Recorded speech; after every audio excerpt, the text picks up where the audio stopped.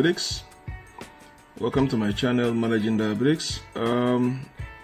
Okay, I'm going to go straight to the point. I hope you guys are enjoying my video, and I keep thanking you guys for the support I'm getting in watching my videos. And then I keep reading your comment, and then I want to say again, thank you again for your comments and for the shares. Today's topic, I'm going to be discussing what is prediabetics. I'm going to discuss in details what is prediabetics. I'm going to discuss the symptoms, the causes, the risk factors, the prevention, the diagnosis, the treatment, the complication, and my final summary is what I'll be discussing in this video. Okay, what is prediabetics? Because everybody keep hearing we have prediabetics. Yes, there is something called prediabetics. Alright, the first step for managing prediabetics is understanding what is prediabetics. Diagnosis means, how do you know, how do you diagnose what is prediabetics? And then what is included in the treatment? What are the lifestyle changes that you are supposed to undertake, such as your diet, exercise, and then the medications. Alright, if you receive a diagnosis of prediabetes, it means you have a higher than normal blood sugar level, but it's not higher enough to qualify as a diagnosis of diabetics. So it's in the borderline. Alright, it's in the borderline. When the doctor says you are prediabetics, it means you have a higher than normal level of sugar, glucose in your bloodstream, but it's not high enough to qualify you or to confirm you as being diabetic. That is prediabetics. Another word for it is borderline. It's in the borderline. So doctor, once they catch it early, then you have chances of reversing it, not to cross that threshold. So if they caught it early, you can reverse it back by modifying your lifestyle changes, such as your diet, exercising, and sometimes medication to reverse it back. But once it crosses that threshold and they qualify you as pre-diabetic, then it means you are a diabetic patient, and then you have to bear the consequences that comes with it if you don't control it very well. Alright, so that is what is called pre-diabetics. Alright, so now prediabetes can also at times lead to other health conditions, including heart disease and stroke. But you can reverse prediabetes. As I said, if it is caught in time, it's reversible. You can reverse it back. Alright? So that is it. So I'm gonna, as I said, there's different names called prediabetics. One of it is borderline. Okay, some doctors call it impaired glucose tolerance, IGT. Some other names they call prediabetics is impaired glucose tolerance, which is IGT, which means you have higher than normal blood sugar after meal. That is, anytime you finish taking your meal, your sugar level spike. That is what is called impaired glucose tolerance, IGT. And then the other names doctor call it is impaired fasting glucose, which is IFG. Impaired fasting glucose, which is called IFG, which means you have higher than normal blood sugar in the morning before eating. So in the morning, even before when you wake up from sleep, you've not even eaten, still your sugar level is higher than normal. Alright, then we have the third one called the hemoglobin A1C between 5.7 and 6.4%. So your hemoglobin, which is the A1C reading, is between 5.7 and 6.4%. So these are other names doctor refers it as prediabetics. Now, what are the symptoms of prediabetics? Okay, what are the symptoms of prediabetics? Prediabetics has no clear symptoms. Some people may experience a condition called acanthocytosis, okay, which is acanthosis.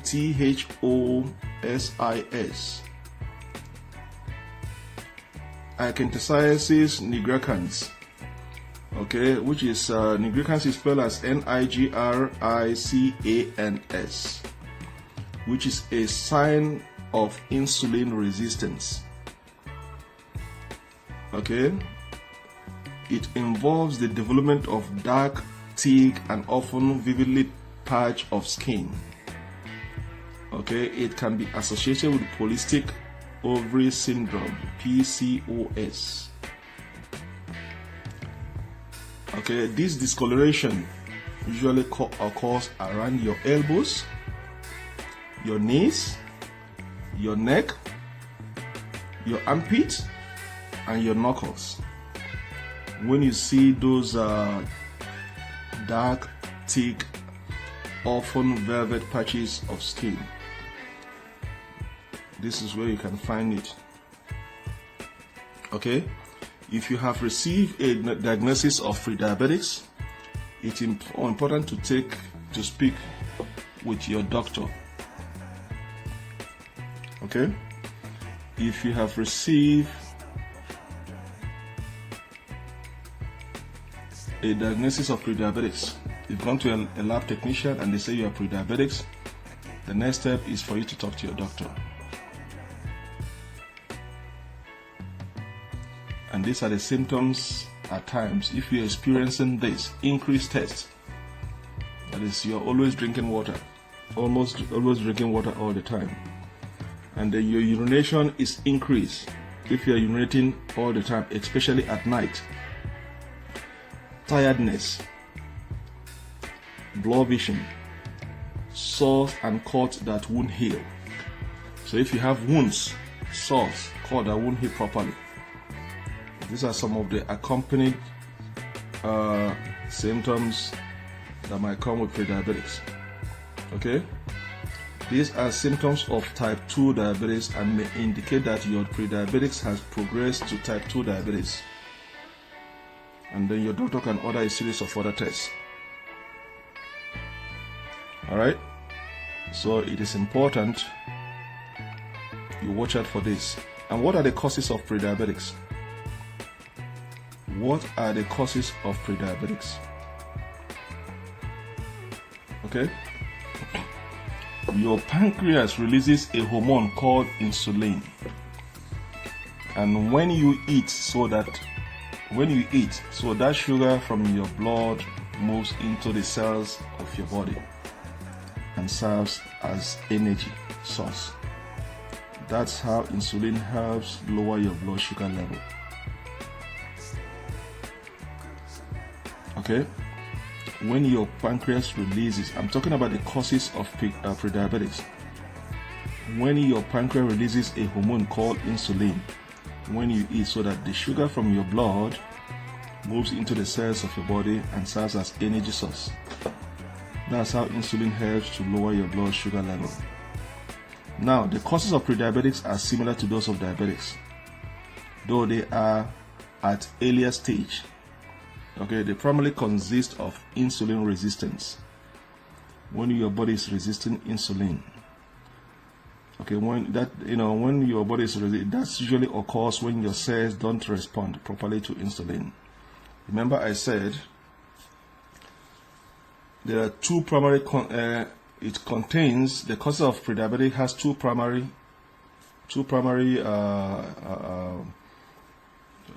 What word am I going to use? It consists of two primary components. One, when you have your body is resisting insulin, that is, when your body resists insulin, that is, your cells don't respond, okay, properly to insulin. And the second one is increased metabolic disturbance. The two components that causes prediabetes is when your body is resisting insulin and the increased metabolic disturbance. Increased metabolic disturbance is a result of both worsening hypoglycemia, which is high blood sugar, and insulin resistance in combination. Remember I say we have hyperglycemia. Hyperglycemia is when your blood sugar is high, and hypoglycemia is below the normal level, your sugar level is low. So the increased metabolic disturbance is as a result of both worsening hyperglycemia, your high blood sugar, and then insulin resistance. And I told you guys in my previous video that why do you have diabetics? There are two things. Your beta cells are not producing enough insulin to regulate the sugar level in your bloodstream, or is producing enough insulin or more than enough insulin, but your body doesn't know how to use it effectively to regulate the sugar content in your bloodstream. So now prediabetics consists of two components. We have the insulin resistance and we have the increased metabolic disturbance. And the metabolic disturbance is both when you're having hypoglycemia and the insulin resistance. Okay, so a normal fasting blood glucose level is 99 milligram per deciliter or less, while hypoglycemia, which is low blood glucose, is under 70 milligram deciliter. Okay, this number that I gave you is in North American matrix, because I have one of my friends here that we've been corresponding. I think she's used to the European matrix. In European matrix, most African countries use European matrix in measuring their glucose level. North American have a different matrix they use. All you have to do is to convert the North American matrix to European matrix. That is what African countries use. And I'm going to give you an example again. If you buy any electronics from North America, you cannot use it in any African country. If you buy any electronics, fridge, TV, anything from North American countries, Canada, US, Mexico, all the Latin Americans, you cannot use it in any African countries. Why? Because of the voltage. African countries, the only electronics that can work in Africa is from the European region, because in most European region and African countries have the same voltage. So the same thing here. North American have different metrics. European models have different metrics. So most African countries use European models. So when I say a normal fasting glucose level is 99 milligram per deciliter, that is North American matrix. All you have to do is to convert it to the European models matrix, which is millipode, okay, per liter, mmogl per liter. It's up to you. Just go to Google, search Google. How do I convert mg/dl into mmogl/L? And it's going to bring you different options. You select one, put the numbers, and convert it. So a normal fasting blood glucose level is 99 mg, that is milligram per deciliter or less, while hypoglycemia, which is the low blood glucose, is under 70 milligram per deciliter. All right. So if you have prediabetics, your blood glucose level will rise to 100 to 125 milligram per deciliter. So once your blood glucose level goes above 125 milligram per deciliter, you receive a diagnosis of diabetics.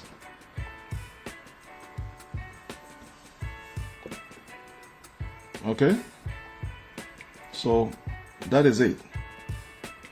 So what are the risk factors for prediabetics?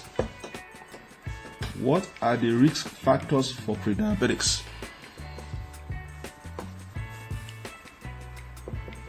Prediabetes can occur in anyone, but certain factors can increase your chances of developing the condition. Alright?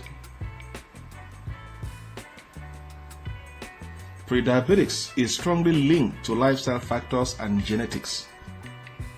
And here are some of the main risk factors for prediabetics. Age. People older than 45 years of age are at high risk of prediabetics. Okay? If you are older than 45 years, of age, you are at high risk of prediabetics. Body weight.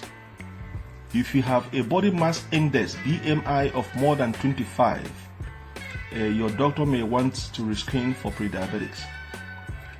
You have to know your body mass index, your weight. If you are obese, then you stand a chance of being in the range of prediabetics. So if you have your body mass index more than 25, then your doctor may want to screen you for prediabetics. Your waist size, your waistline. Having more fat around your waist than your hips can increase risk of prediabetics. So if your waistline is more than your hips,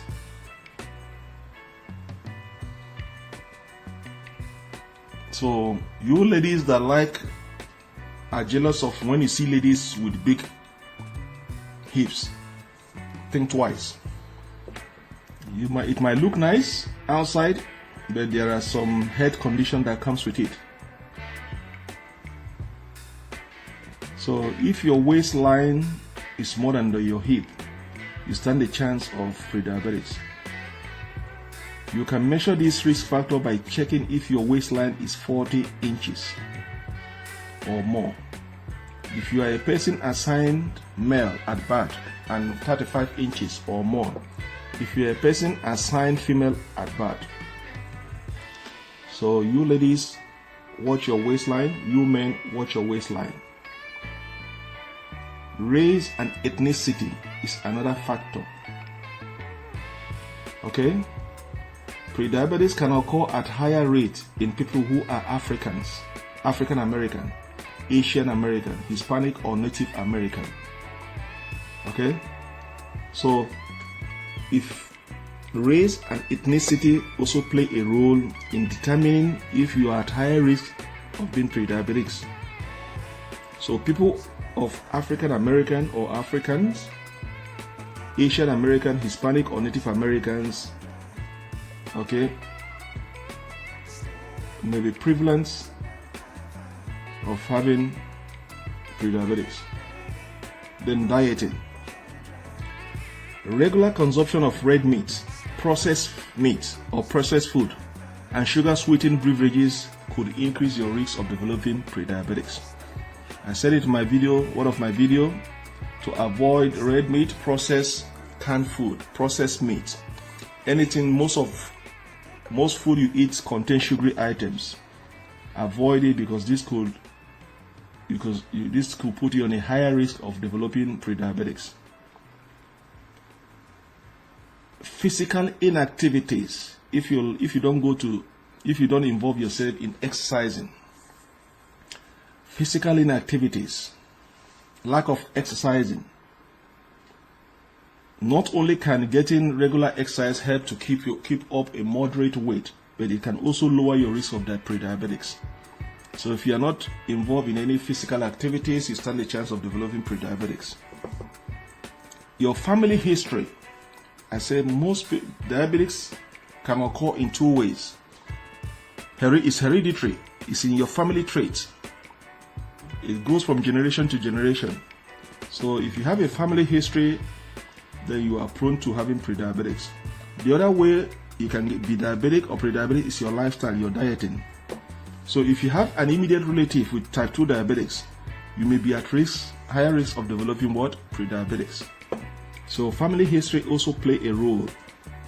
If in your family that you guys have a history of diabetics or glaucoma or cataract or cancer, then you stand a chance of having one of those diseases. Then tobacco use. Okay? In addition to increasing your risk of insulin resistance, smoking may also be associated with an increase in waist size, which is another risk factor of prediabetics. So if you're a smoker, you stand a chance of developing prediabetics. Medical history can also play a role in making you to be prediabetics. Medical history. Certain conditions including sleep apnea, gestational diabetics, PCOS, higher blood pressure, and increased cholesterol or triglyceride level may be linked to a higher risk of insulin resistance and prediabetics.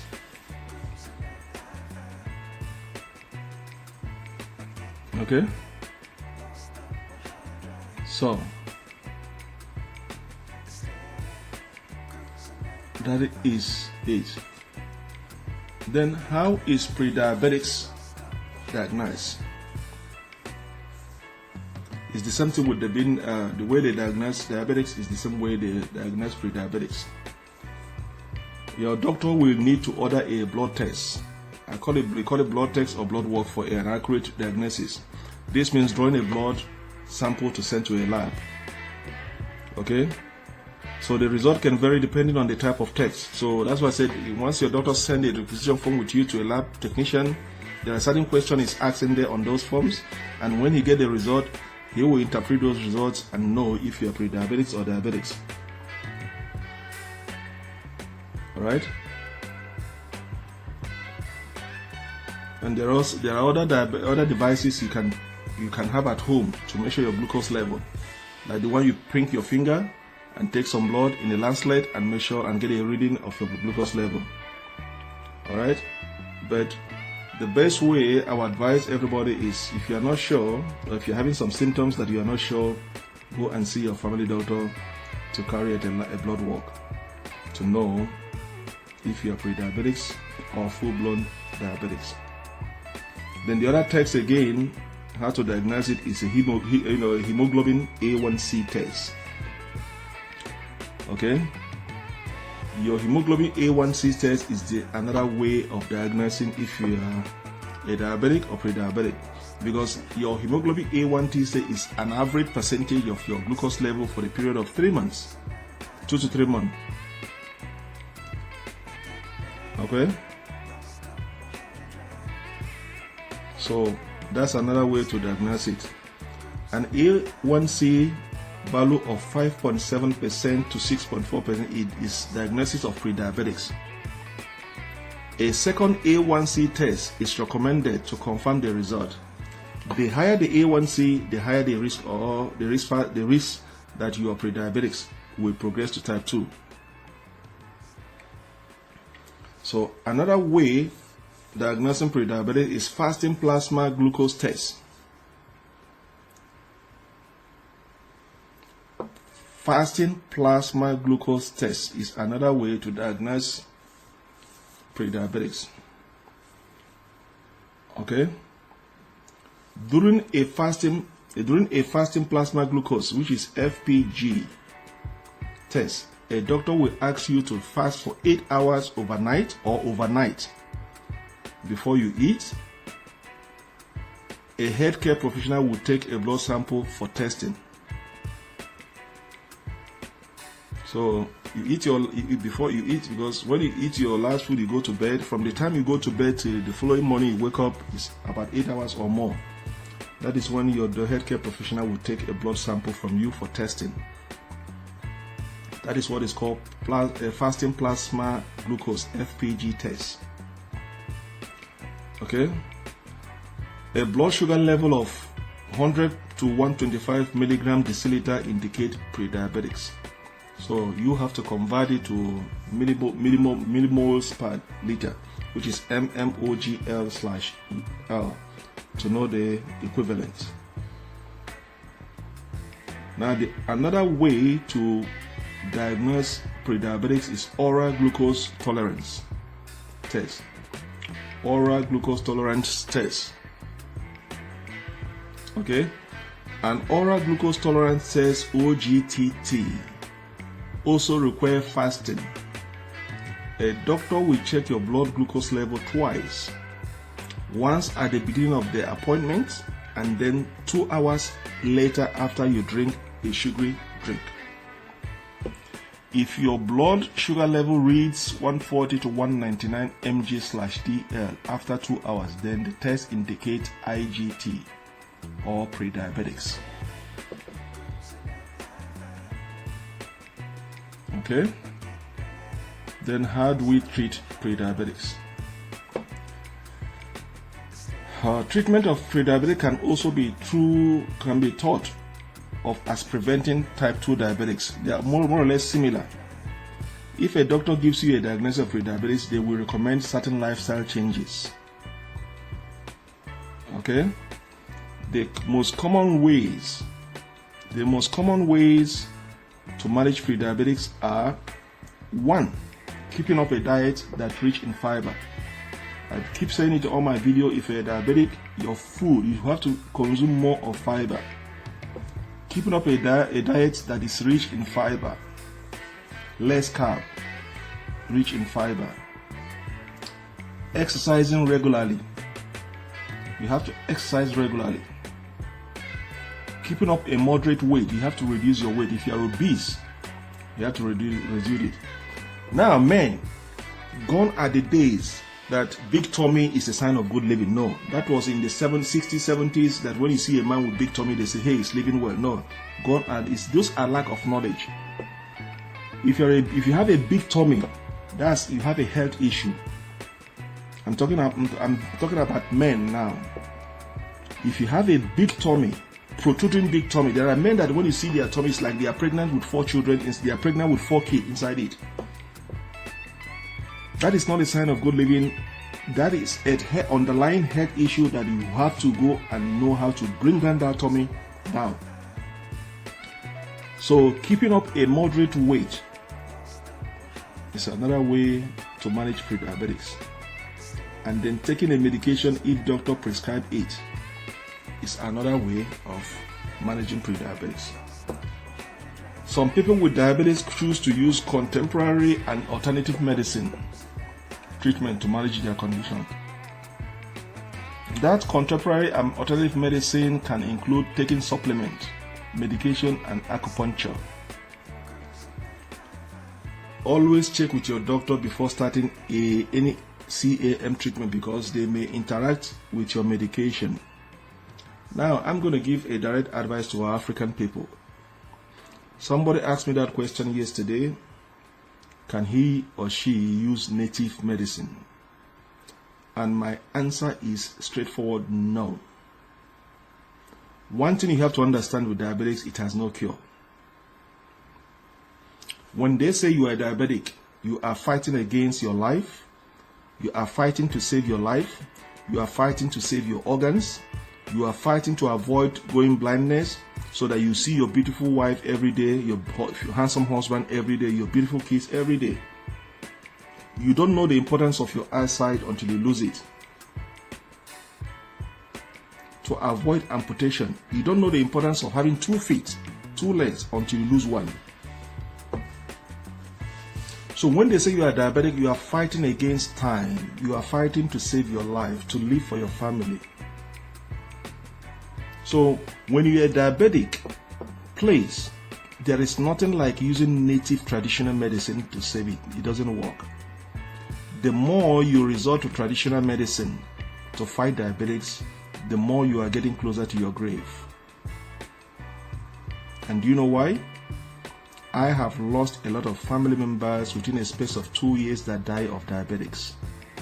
Lack of knowledge. And I can understand why they resort to traditional medicine, because they don't have the funds. It is too expensive to treat diabetics. So they resort to traditional medicine. And within the space of 2 years, they passed on. Because diabetics has no cure. What diabetics does is to damage your organs. The sensitive organs that you need to survive is what it attacks. Like your kidney, every human being needs kidney to live. You need liver to live. When you go to the hospital, they say you need a kidney transplant or liver transplant. You are fighting against time to see somebody to donate one of his organs for you to live. And if you cannot get it, then you are getting closer to your grave. So when you have diabetics, there is nothing like traditional medicine to cure it. It's all about changing your lifestyle. Okay? It's all about changing your lifestyle. If you are used to eating sugary items, you stop it. If you are used to eating too much carbohydrate, you stop it. So when they say you have a diabetics, that is what it means. CAM, complementary and alternative medicine, using traditional medicines. It is not advisable. You must go and see your doctor to be on appropriate medication to lower your sugar level, and again change your diet and include exercise. These are three simple things to save your life. If you can drink as much as any native medicine, but each day you are not seeing your doctor, you are not exercising, you are not changing your diet, you are not taking your medicine, each day you are still taking that traditional medicine, each day that passes, each day you are getting closer to your grave, because you are taking those medicine, but your sugar level is still spiking up. And once your sugar level keep rising every day, it's attacking your kidney, it's attacking your liver, it's attacking your eyesight to make sure you go blind. The next thing is make sure that is increasing your high blood pressure, your cholesterol, for you to have heart attack or stroke. Those traditional medicine cannot save you from those things. It's all about knowledge. So when they say you are a diabetic, don't go to any native doctor to say, give me medicine. It is not going to work. The only remedy you have is to go and see a doctor, a dietitian, for them to map out plan to treat you, to put you on a medication, and then tell you the certain foods you have to avoid and the things you have to eat in order to live and save your organs. Because when you're one of your organs, you go to the hospital, you keep ignoring seeing the doctor, and you are taking your traditional medicine, there comes a stage they will rush you to the hospital. It is too late. They will say you need an instant kidney transplant. Where are you going to get somebody to donate his or her kidney immediately to save you? So it is important you go and see your doctor for a proper treatment, management of your diabetics. Avoid CAM treatment, complementary and alternative medicine, which is called traditional medicine. It doesn't work for diabetics. Please, my friends, I'm speaking to you guys from the bottom of my heart. You must live for your family, for your kid, for your wife, for your husband, for your parents. As I said in my many videos, if you don't want another man to raise your family, to take care of your wife and your kids, then you have to fight these diabetics with proper medication, by seeing your doctor. And when I say, if you don't want, as a man that is diabetic, if you don't want another man to take care of your wife, you should know what I'm talking about. I don't need to be explicit, or to raise your kids. Because definitely when you are gone, another man is going to take over. You cannot take care of your wife and kid from the grave. Another man is going to enjoy your wife and then maybe maltreat your kids or malnourish your kids. And if you're a woman that is diabetic, if you don't want another woman to take care of your husband or your children, then you have to fight this disease and see your doctor. And the same thing applies, because when you are in your grave as a woman, another woman is going to enjoy your husband, and then maybe maltreat your kids. And if you have an aging parent in the village and you are in the city and you are exposed and have the knowledge of this long-term illness called diabetes, it is your responsibility to go down to the village or bring your parent to the city and guide them on how to manage this diabetes. In Western world, people with diabetes live 40, 50, 60 years, and they are living a normal life because they have the knowledge. You have the knowledge in your hands, you can live. If you have a daughter, a son, or an uncle, niece, cousin that is sick with this ailment, and you are exposed, you know the in and out of this ailment, is up to you to pass it on to them, that this is what you're expected to do, and this is not what you're expected to do, and then make sure they follow this strict guidance for them to live. So nothing like alternative medicine in diabetics. Nothing like traditional medicine in diabetics. You must see your family doctor to guide you on how to live and manage with diabetics. So I've said enough in this issue of alternative medicine. It does not work. Now, let me go to the final aspect of it. Okay? What are the complications? I've said it numerous times. The complication of prediabetes is the same to type 1, type 2 diabetics. And I just finished saying it now. If you don't get treatment and you're still relying on native medicine, traditional medicine, this is what is going to happen to you. Prediabetes can develop into type 2 diabetics and other conditions such as heart disease, stroke, nerve damage, which is neuropathy, kidney damage, eye damage, which is retinopathy, foot damage, which might lead you to amputation, skin infection, trouble with hearing, and Alzheimer's diseases. These are the complications that accompanied prediabetics. Let me repeat it again. These are the complications that you will encounter if you do not go and see your doctor for proper treatment, and then you are insisting on traditional native medicine. You are going to have heart disease that might end up getting heart attack and even die. Stroke due to your high blood pressure.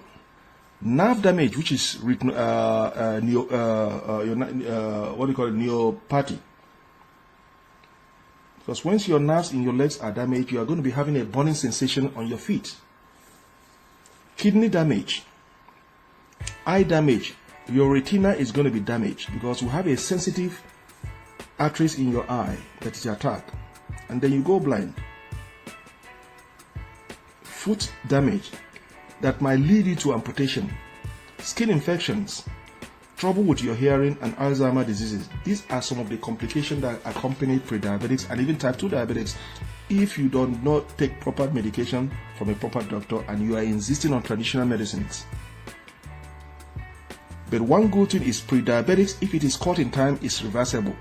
Once it's on the borderline and you caught it in time, you can reverse it.